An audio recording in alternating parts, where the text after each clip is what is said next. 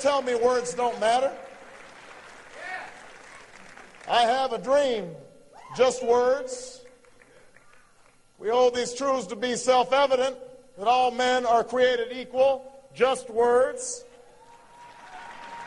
We have nothing to fear but fear itself, just words, just speeches. Barach Hussein Obama. Within the Democratic Party, that name represents a new hope for some and an ominous unknown for others. Obama, the audacity. A junior senator who aspires to lead the most powerful nation in the world. His name alone has created major divisions in the political landscape. Barach Hussein Obama. Will face in 2008. There you go. Why don't we just ask Osama Obama? Obama, what is since he won by such a big amount. Then they get President B. Hussein Obama in there, and he has massive majorities in the House and Senate. So why do you keep saying B. Hussein Obama? Well, that's his name. But what's in a name? For many, his name does raise the question. When we are at war with Islamic terrorism, can Americans elect a man with not one, not two, but three Islamic names? It's shocking that he's probably going to be our next president, President Hussein. Barach's good looks and charisma have drawn the support of numerous young people and the bulk of the liberal entertainment establishment. Yes, we can. It's an opportunity. But how much do people know about the man National Journal voted the most liberal senator in Congress for 2007? Without researching, very little is known about Obama's background. But when an individual is running for the office of the president, every aspect of their life must be scrutinized to safeguard not only our nation, but the world as a whole. These are the footnotes of interest from the life of Barach Hussein Obama. Fact: Obama's father is a Muslim from Kenya, and his mother, a white American. Fact: Obama attended a Muslim school for 2 years in Jakarta, Indonesia. Fact: Obama has a vague voting record. Over 100 times you voted present instead of yes or no. Why would you over 100 times vote present? John, I mean, every one of us, you've criticized Hillary, you've criticized me for our votes. We've cast hundreds and hundreds of votes. What you're criticizing her for, by the way, you've done to us, which is you pick this vote and that vote out of the hundreds that we've cast. And all I'm saying is what's fair is fair. And what if I had just not shown up? What if I had just not shown up to vote on things that really matter to this country? Fact: a large Cuban flag featuring a portrait of the communist mass murderer Che Guevara is displayed on the wall of Obama's Houston campaign office. Fact: Obama refuses to wear the American flag as a pin. I won't wear that pin on my chest. Instead, I'm going to try to tell the American people what I believe will make this country great. Fact: Obama has refused to place his hand over his heart during the national anthem.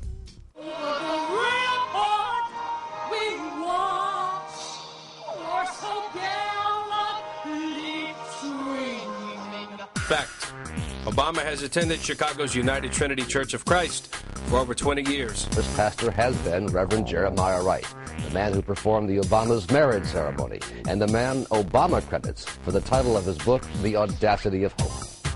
I don't think that my church is actually particularly controversial. Fact: Obama's wife Michelle implied that she hadn't been proud of her country until Barach started leading in the race.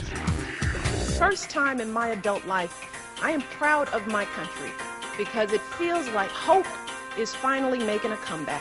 For the first time in my adult life, I am proud of my country. The pastor of Obama's church, Reverend Jeremiah Wright, was described by Obama as his spiritual mentor. Spiritual mentor is no small title. If Obama aspires to become the President of the United States, then isn't it fair to ask what he has been learning from this mentor for over 20 years? Who Barach knows what it means to be a black man living in a country and a culture that is controlled by rich white people.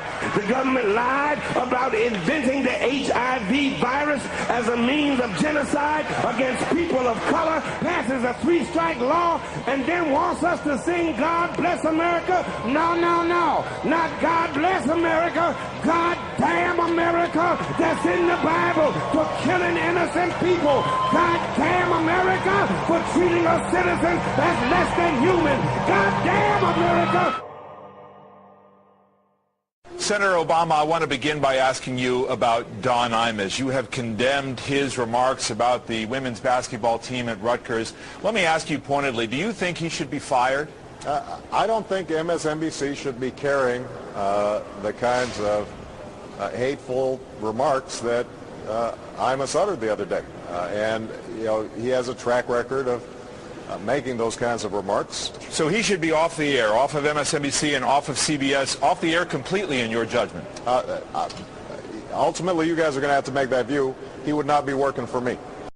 In recent news, Barack Obama has come under fire for his association with Reverend Jeremiah Wright. Do you repudiate the man? Do you repudiate the comments? Do you repudiate both?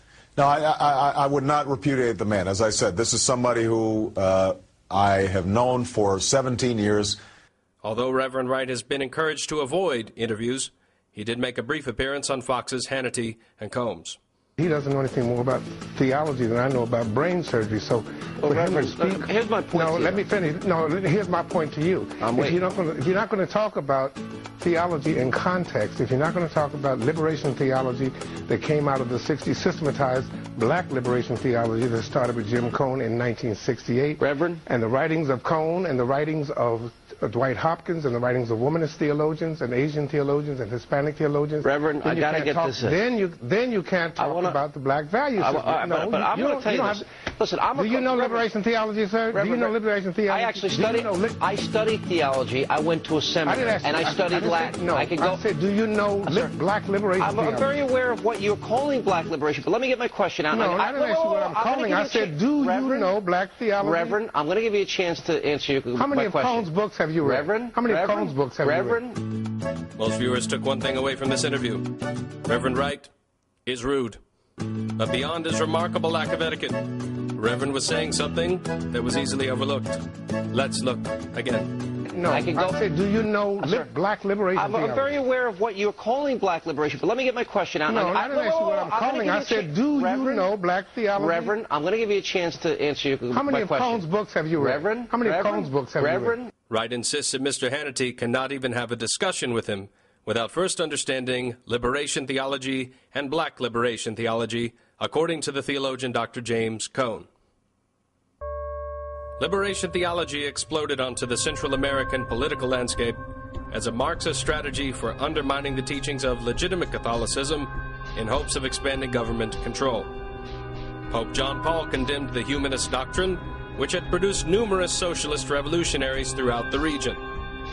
Communist mass murderer Che Guevara was even portrayed as a Christ type in liberation propaganda. Here we find our first connection to Obama. Historically, Marxism has always expanded government control, with programs like nationalized healthcare, gun control, and welfare, all of which are part of the Democratic Party's platform. And again, Che Guevara appears in Obama's campaign. Black liberation theology is an extension of the Marxist liberation theology that exclusively speaks to a negative African-American experience. Dr. James Cone, Ph.D., defines black liberation theology in his book. The following is an excerpt. Black theology refuses to accept a God who is not identified totally with the goals of the black community.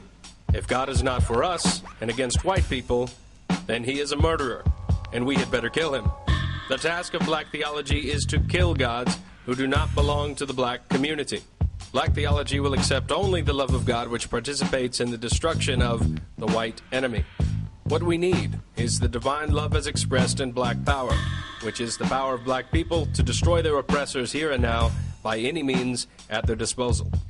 Unless God is participating in this holy activity, we must reject his love.